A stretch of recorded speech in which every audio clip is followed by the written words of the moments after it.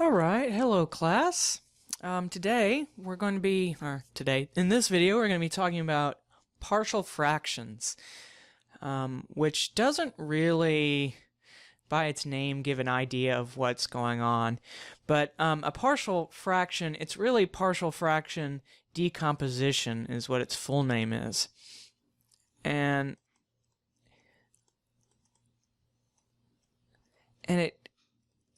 it's one of the more complicated techniques we have. It's not so much calculus as much as it is some form of algebra, because it's basically the process of reversing fraction arithmetic.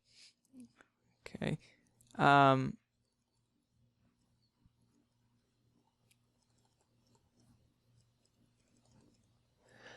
So basically, if I have some fractions here, like 1 over x plus 1 over x plus 1, let's say, okay, and I add those together. So the quick way to do that, is, of course, is I'm going to multiply the x plus 1 over the x over, and then multiply the denominators together. Or you can do your classic get the common denominator and all that. But so it would be x plus 1 plus x all over x times x plus 1.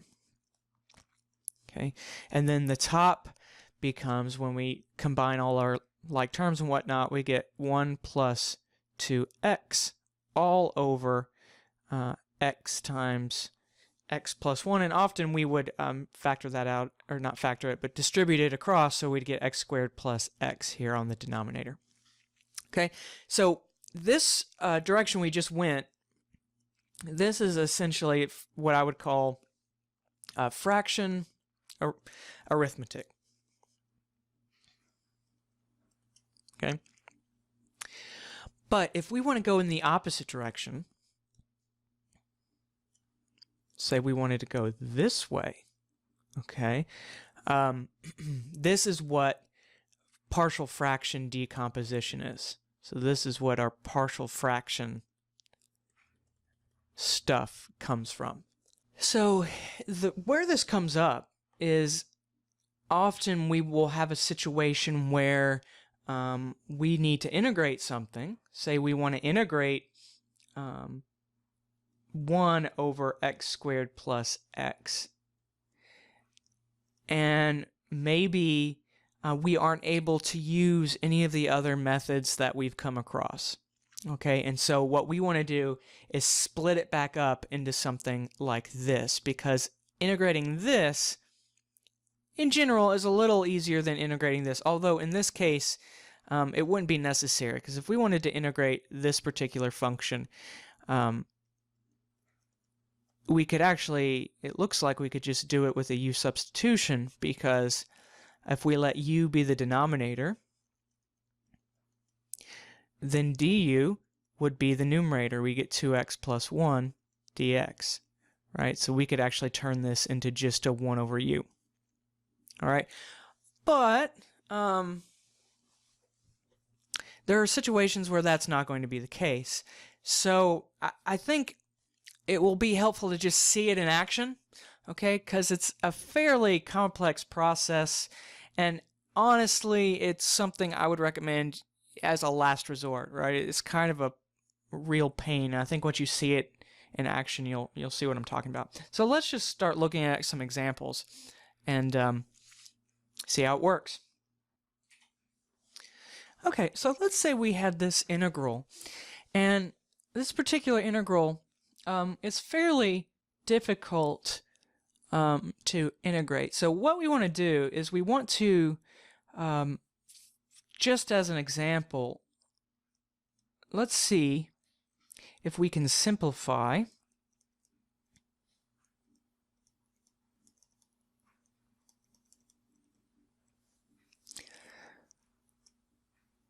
this 3 over x squared plus 2x minus 8.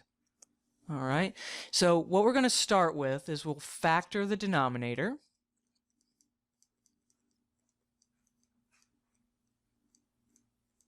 Okay, so what we want are factors of -8 that will sum up to be +2. So 4 and -2 should be our candidates there. And I apologize, this should be 3x. Okay, if it was just 3, actually, this wouldn't be that difficult to integrate. I do apologize for that. All right, so we're going to factor the denominator, and so it will factor into an x plus 4 times an x minus 2.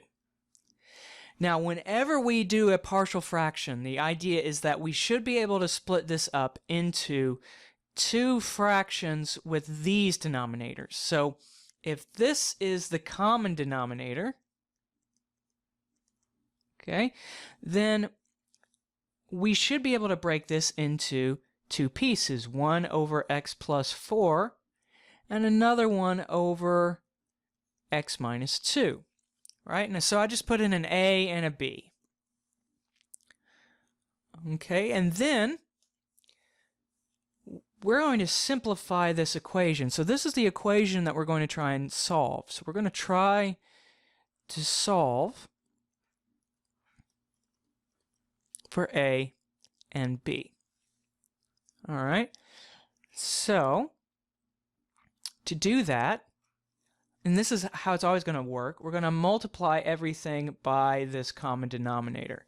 So we're going to multiply by x plus 4 times x minus 2. Okay, so when we do that, and I'll just write it out explicitly for this first time, but we're going to have the 3x over x plus 4 times x minus 2. And then we're going to multiply it by x plus 4 times x minus 2, which is going to, of course, cancel.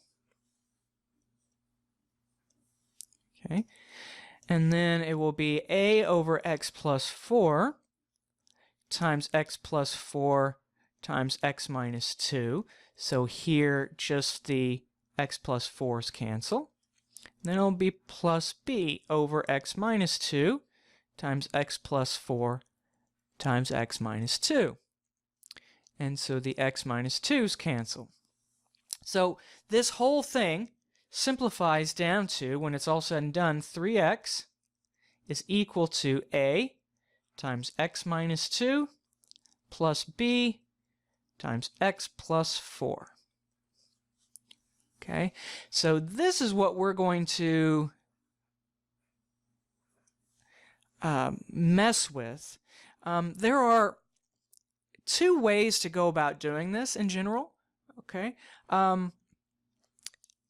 so I'll show both ways, and there are some cases where one way is nicer than the other, and you know it's really just based. I almost have to go based on feel for some of this, but one way is what I call plugging in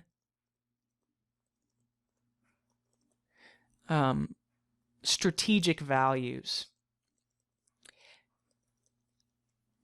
of x. Okay, so what I mean by that is, notice if I plug in a 2, this whole a thing will disappear. So for this method 1, we'll plug in 2, or x equals 2, into our equation so that we get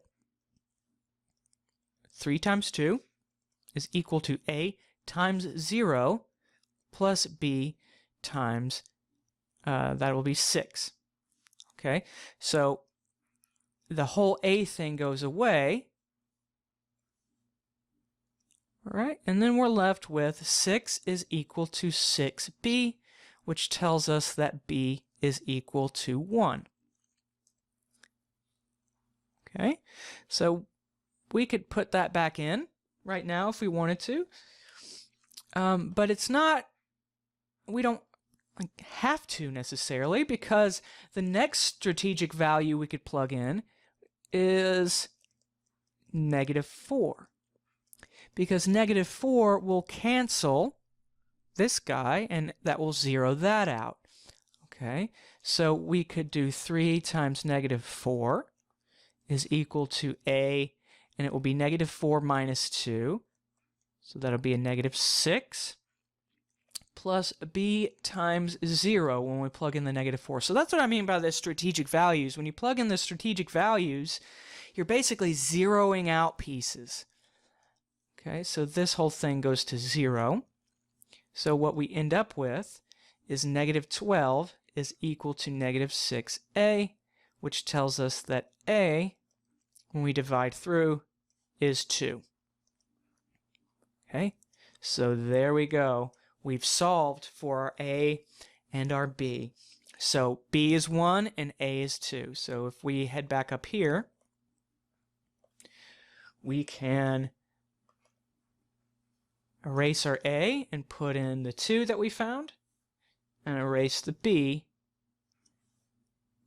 and put in the 1.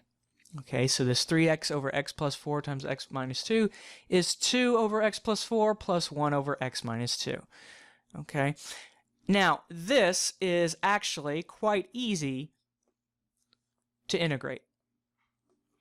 All right, but before we get into that, let me mention the other way that we can solve this. Okay, so one is to plug in strategic values.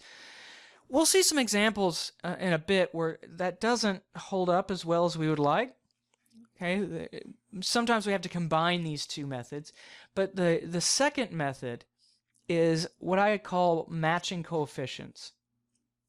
And this one should always work. So matching coefficients. And how this works is I'm going to simplify this down, okay, and combine like terms. So I have 3x is equal to ax minus 2x. Oops, sorry. To a, right? We distribute the a across.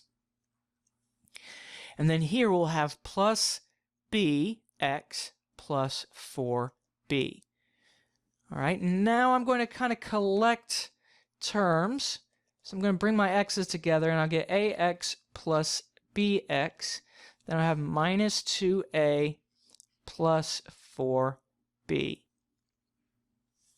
All right, now what we can do is we can factor this out. So I have, whoops, let me do this. I have x times a plus b.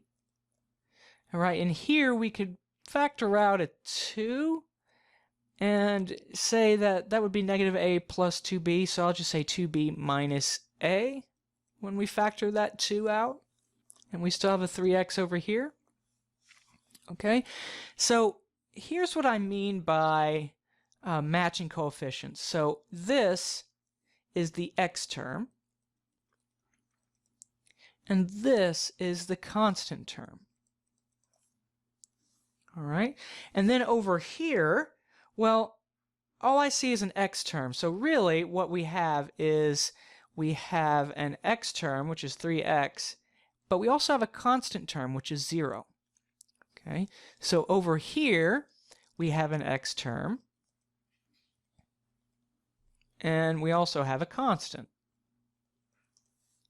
Okay, and so when I say that we're matching coefficients, what we do is we take the coefficients. So I'll take the x term,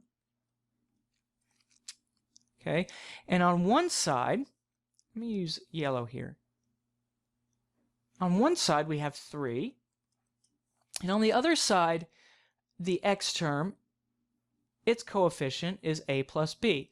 So the only way these two sides are going to be equal is if a plus b is 3, and if this whole thing here, this 2 times all this junk, is equal to 0.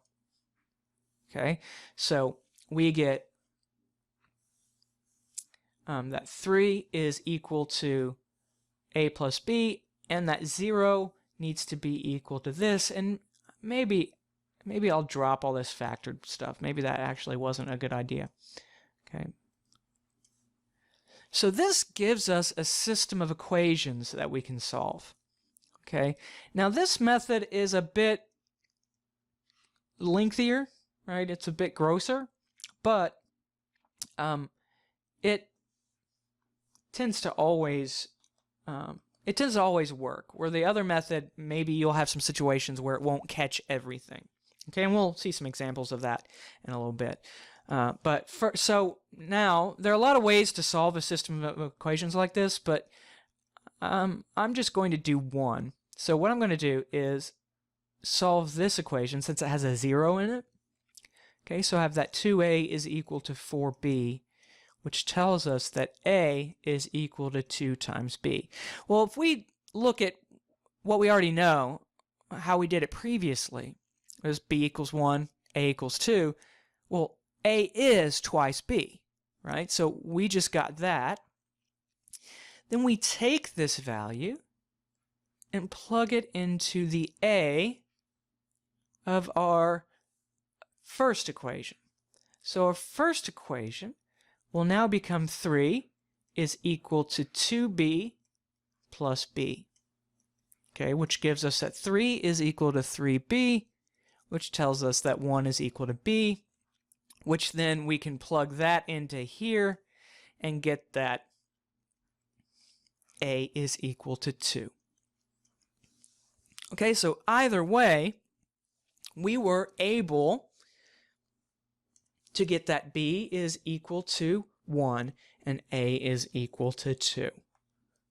Okay, so when we get to this point, okay, that tells us that this integral that we started with, we could instead take the integral of 2 over x plus 4 plus 1 over x minus 1 or x minus 2 dx. Okay, and these, since these are just nice binomials, like nothing crazy going on here, these are just your natural log cases, right? You could do U substitutions if you want, but in these cases, your du is always just going to be dx, right? So in that case, we're just going to get, and also you could apply the quick U substitution that we talked about very early on. So this will just be 2 ln absolute value x plus 4 plus the natural log absolute value of x minus 2. Whoops. And plus c. Okay. Now what some people do here is they actually simplify this, but what they'll, I guess it's worth looking at. What they'll do is they'll move this 2 on the inside using their natural log rules.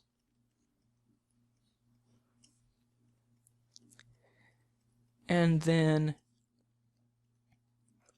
join these logs together. Okay, because if you have 2 logs added, you can turn that into multiplication. So it would be the natural log of the absolute value of x plus 4 squared times the absolute value of x minus 2. Let me clean that up a little bit. Okay, this part's not necessary, but if, again, like I've said in the past, if you're trying to check your answer in the back of the book, or you have a multiple choice type question, it's probably going to look like this versus this, although I see nothing wrong with this. Okay, so I know I just threw a lot at you. Let's look at another example, and hopefully it will start to sort of click a little bit. What I do want to mention, though, is it's the 3x up here that makes this complicated, okay? Because if this wasn't there, if we just had the 1 over x squared plus 2x minus 8 that I mistakenly put there without the 3x on top. Oh, actually I had a 3. We could just complete the square down here, okay, to get a perfect square, and possibly have like a tangent something or other, or a secant something or other. I mean, there would be other ways to go about integrating this. Actually, yeah, other ways we could go about it. So, unfortunately, what we started with, we can't set up like an easy U substitution. Okay, sometimes there are cases where you can actually set up a U substitution, but it might not be what you actually want to do. All right, for this example, we have 3x squared plus 7x minus 2 all over x cubed minus x squared minus 2. So notice I haven't put an integral in here yet. We're just going to decompose this into 3 fractions. All right, so we want to do the partial fraction decomposition. Okay, so to do that, what we need to do is factor the denominator. Whoops, sorry about that. There should be a minus 2x there. I can already tell this is going to be a common theme for this particular video. Anyway, so we need to factor the denominator completely. So that's always, if it's not factored to start with, that's the first thing you need to do, is factor. Okay, because that tells you how many pieces you want to break things into, how you're going to break things up. You know, that. All right, so I'm going to leave the numerator alone. Typically you don't want to do that unless you think some things will cancel. All right, so first we can factor out an x and get x squared minus x minus 2 left over. So we want factors of negative 2 that sum up to negative 1. So negative 2 and positive 1 should be our bet there. And actually, let me do this down here. So we'll have 3x squared plus 7x minus 2 all over x times x minus 2 times x plus 1. All right. Hopefully that lines up. Now we know how we want to decompose this. It's going to be something over each denominator. So it's going to be an a over x, a b over x minus 2, and a c over x plus 1. So however many unfactorable pieces you have when you're done factoring, that's how many pieces you'll decompose this into. Of course, there's a little bit more to it than just that. Okay, but for right now, that's the process. Okay. Then, so that's step 1, factor. Step 2, set up the decomposition.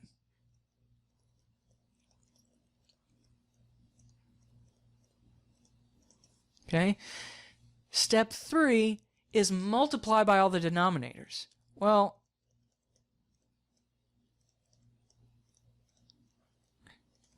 so in this case, you're going to multiply everything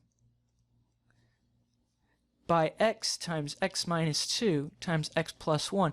So really, what happens, this guy always cancels out, right? That's always going to cancel. So I'll go ahead and just write, this is going to be 3x squared plus 7x minus 2. Okay. Then for a over x, when we multiply it by x times x minus 2 times x plus 1, just the x cancels, but then we're left with all this stuff. Okay. And then for the b, well, the x minus 2 stuff cancels, but we're left with everything else, the x and the x plus 1. Okay, and then I'll finish this down here, the c over x plus 1. Well, when we multiply it by x times x minus 2 times x plus 1, in this case the x plus 1's cancel and we're left with the other two pieces. This always happens. Okay, so the full denominator cancels here, so we have just this. Then for a, and it actually doesn't matter what order you go in, honestly. We could have factored the x out to this side and had the c over x. It's not going to matter. The letters you use don't matter. Okay, it just matters that you get the right numbers over each particular binomial.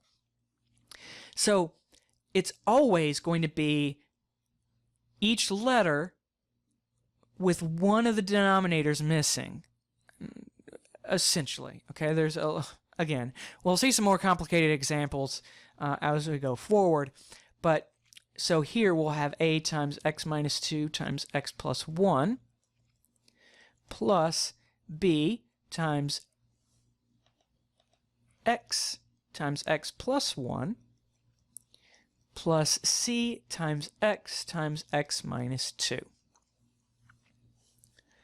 All right, so in this case, I'm going to use strategic values. Okay, so we're going to plug in strategic values. Mainly because when I plug in 2, these two guys go away and we're left with something here. If we plug in -1, these two guys go away and we're left with something here. And when we plug in 0, the b and c terms go away and we get something here. So we should be able to get, solve for what we're looking for. Okay.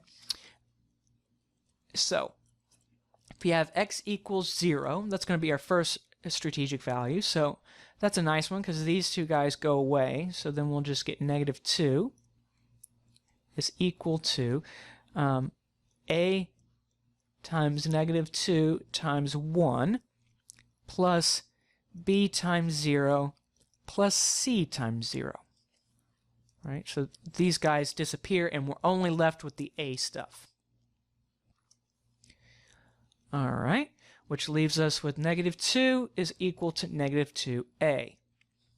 Well, that's nice because that just means a equals 1. Perfect. Okay. Next strategic value, I'm going to pick -1.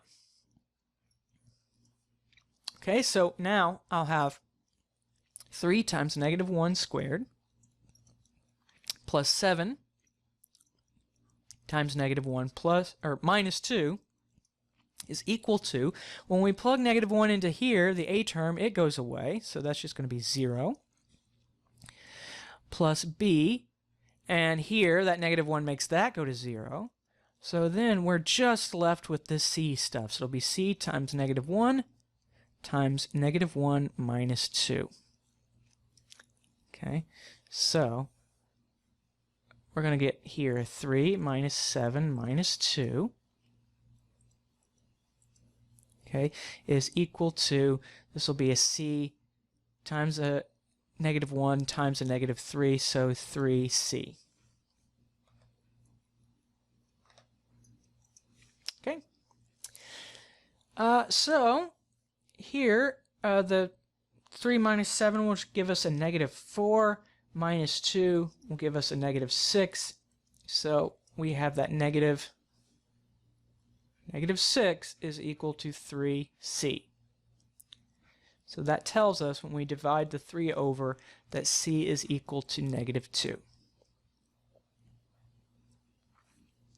Okay. One more strategic value is going to be +2. Okay. So we'll plug the +2 in. So we'll get 3 times 2 squared plus 7 times 2 minus 2 is equal to, well, when we plug +2 into this a term, that goes to 0. When we plug it into the b term, we actually get something out. We'll get b times 2 plus 1. Right, I'm writing things fairly explicitly here just to be real clear about what we're doing. But then when we plug the 2 into the c term, it zeroes out. So these guys go away. I didn't write it here in that term. Okay. So this is going to be 12 plus 14 minus 2 is equal to, that'll be 2 times 3, 6b. So that's 24 is equal to 6b. So when we divide through, b should be 4. All right, so we have finished this off now. So you can see that this is actually quite a bit of work, but you'll notice that the process here kind of follows a similar pattern, so we can actually start hopefully simplifying this a little bit. But if you're not comfortable with that, of course, that you can always go through this process. So actually, let me use a different color so it stands out. So our a was 1, so we'll get 1 over x. Okay, then b was 4, so we'll get plus 4 over x minus 2. And then we'll get plus c, which was negative 2. So we could put a negative 2 up here, but instead I'll just say, all right, that'll be minus 2 over x plus 1.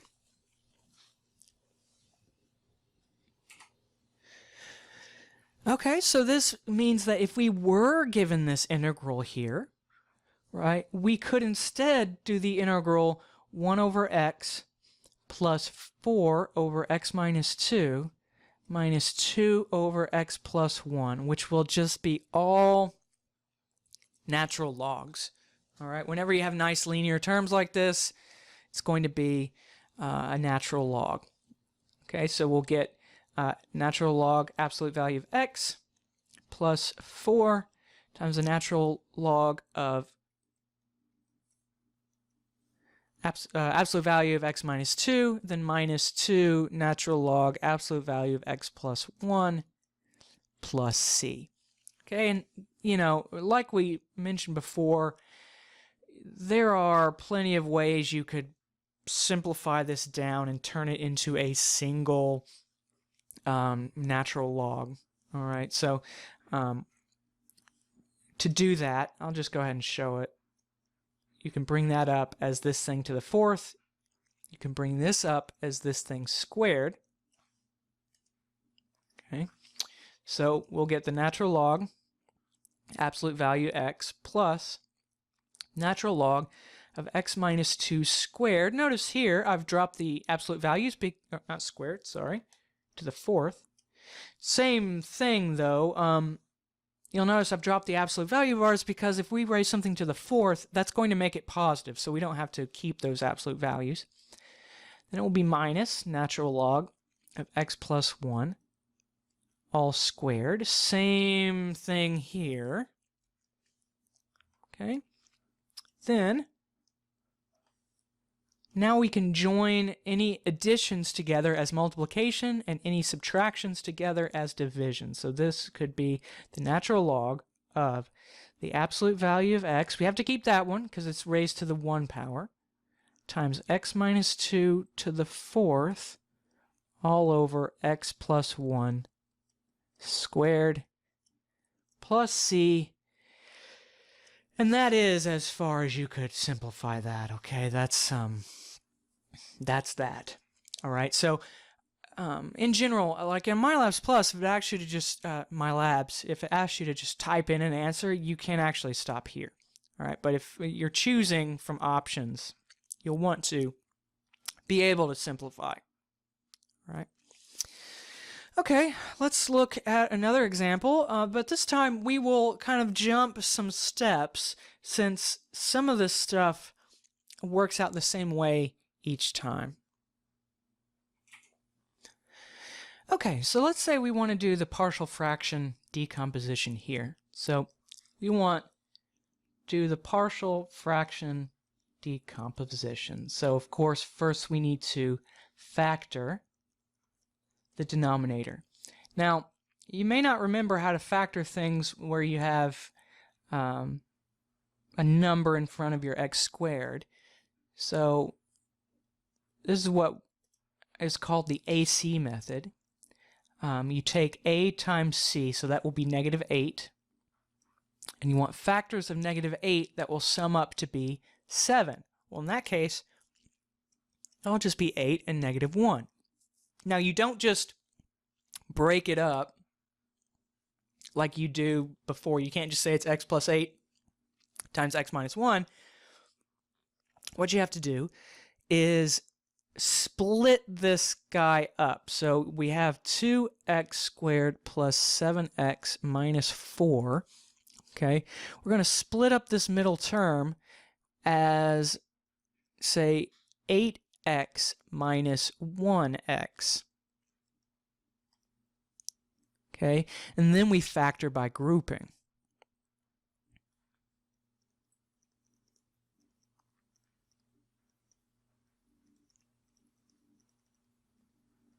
Okay, so in other words, we break it into two groups. So this group, we can factor a 2x out of it, and then we'll be left with an x plus 4.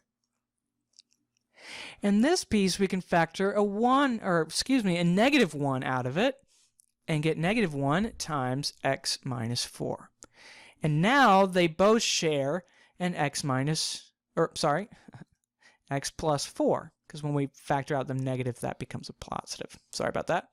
But yeah, now they both share an x plus 4, so we can factor that out. And so we'll get x plus 4 times 2x minus 1. All right, so, okay. So we will factor the denominator. Let me actually do it here. So we'll have 9x squared plus 2x minus 1 all over, we'll have x minus 1 times x plus 4 times 2x minus 1. Okay, now I'm going to skip down to this particular step here. I'm going to say that when we do the partial fraction thing, okay, what we end up with is the numerator, 9x squared plus 2x minus 1 is equal to a times just two of the denominators. So x plus 4 times 2x minus 1, okay, plus b times, now we are going to pick the two other ones. So for A, we didn't use x minus 1. So for B, we will use x minus 1. And just to keep it straight in my head, I just skipped the next one. So I'll skip the second one and put in the third one. And then for C, I will skip the third one and just put in the first two. Okay, so for A, you skip the first denominator, for B, you skip the second one, and for C, you skip the third one. You don't have to do it in that order, but that's how I like to do it, just so I don't miss anything. Okay, and then this particular problem, the truly easiest way to go about it is to use the strategic values. So plug in strategic values. Okay, so I'm going to just look at this and see what will zero things out. So the first thing I see is the 1. If I plug in 1, these guys zero out and we're left with just A stuff. It's also probably the easiest one we could plug in. All right, so we plug in the strategic value and we'll get 9 times 1 squared plus 2. Actually, since we're just plugging in 1, I'm going to simplify this a little bit. Okay, and then here we'll get a times, we're plugging in a 1, so that'll be 5. And then 2 minus 1, that will just be 1. And then these guys will go to 0. The b and the c will go to 0. Okay, so they 0 out. So then we are just left with, this will be 10 is equal to 5a. Okay, so a, shouldn't put an equals there, a is 2. All right. So far so good, I hope. Now the next value I see just right off the bat is a -4. Okay, so let's plug in a -4 because -4 will 0 this term out and will 0 this term out. And unfortunately, plugging in the -4 is going to be a bit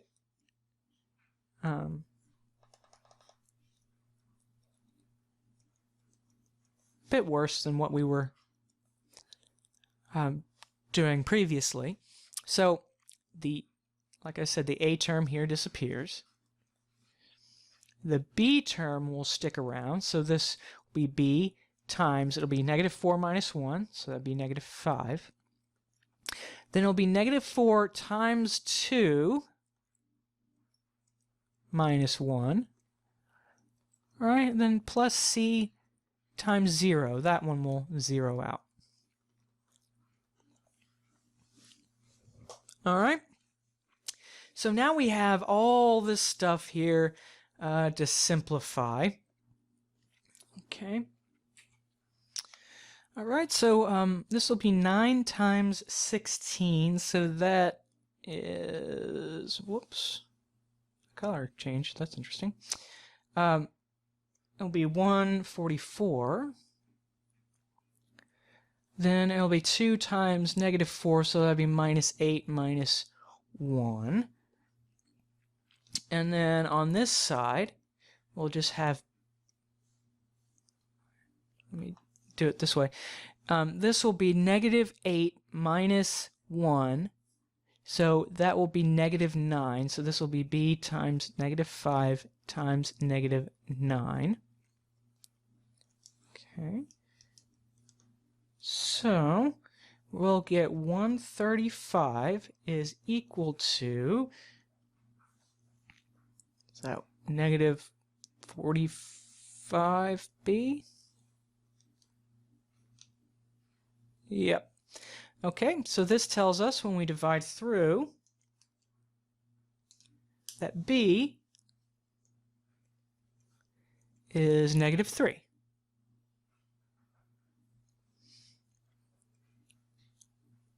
All right, so messier numbers this time around, but still the same process. All right, and then our last strategic value, and this one might be a little tougher to see, but it comes from this one. If we plug in a 1/2, okay, this disappears and this disappears. All right, so if we plug in a 1/2, all right, so we'll get 9 times 1/2 squared plus 2 times 1/2 minus 1 is equal to, well, the a term disappears, the b term disappears, but we get stuff with the c term. So the c term will get 1/2 minus 1 times 1/2 plus 4. All right, so these guys go to 0, and now we get this beautiful little thing to simplify.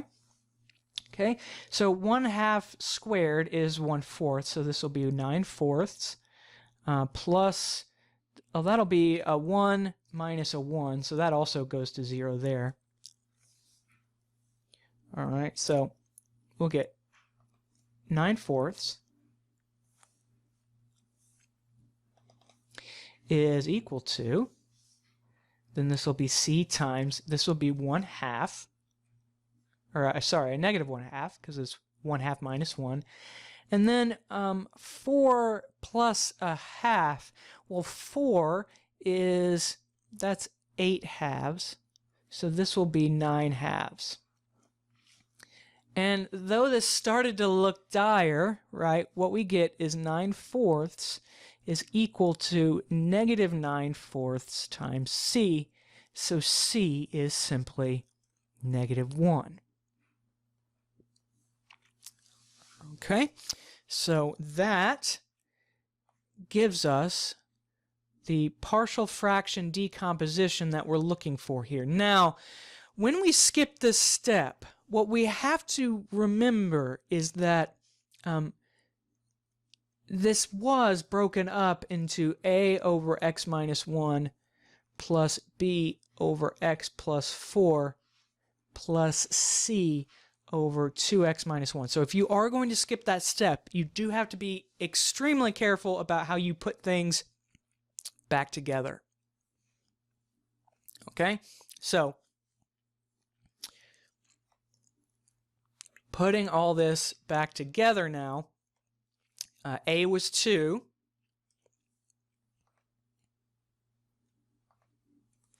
b was -3, and c was, what did we find c was? -1. Okay, so when we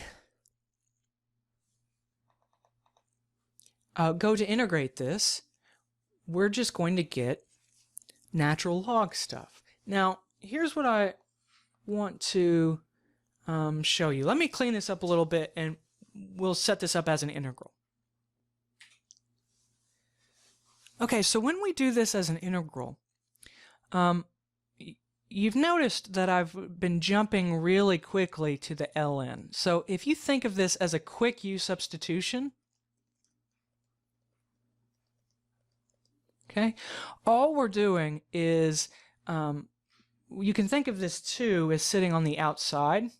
So you could say this is 2 times 1 over x minus 1. So you'd get 2 times the natural log of x minus 1. And then you would divide by the derivative of the stuff, which in this case is just 1. All right, so we don't need to write it, that's why I've been skipping it, but say in this case it would be 3 times the natural log of the bottom, and once again you divide by the derivative of the stuff, which again in this case is 1. The place we'll have to actually worry about, okay, is this third one, because there's a 2x there, right? So it will be minus the natural log, the absolute value of 2x minus 1, then we just divide by the derivative of the stuff, which will be 2. Okay, so that will change things a little bit. All right, then we can sneak in a plus c here. And we can simplify this the way we've been doing so far, by moving the guys on the outside inside. Now here we have a 1/2 sitting outside.